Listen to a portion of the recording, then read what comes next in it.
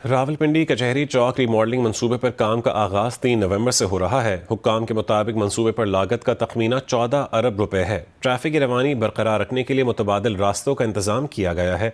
शब्बीर डार की रिपोर्ट देखिए। रावलपिंडी में कचहरी चौक रिमॉडलिंग मंसूबे पर काम का आगाज पीर से हो रहा है। मंसूबे में 3 फ्लाईओवर और 3 अंडरपासेस शामिल हैं। हुक्काम के मुताबिक मंसूबा 7 से 8 माह में मुकम्मल होगा। लागत का तखमीना तकरीबन 14 अरब रुपए है। ट्रैफिक पुलिस के मुताबिक मंसूबे की तामीर के दौरान ट्रैफिक को मुतबादिल रास्तों से गुजारने की मंसूबा बंदी मुकम्मल कर ली गई है। 2 लाख के करीब गाड़ियाँ डेली यहाँ से कचहरी चौक से गुजरती हैं। एक इशारे पे 3-3 दफ़ा सबको रुकना पड़ता है। बाहमी तावन से इस टाइम को मुश्किल टाइम को गुजारेंगे, ट्रैफिक रेगुलेट करने की कोशिश करेंगे और शहरियों से भी तावन की अपील है कि वो सब्र व अमल का मुजाहरा करें। शहरियों का कहना है कचहरी चौक पर हर वक्त ट्रैफिक का शदीद दबाव रहता है। मंसूबे की तामीर के बाद ट्रैफिक के मसाइल कम होने की उम्मीद है।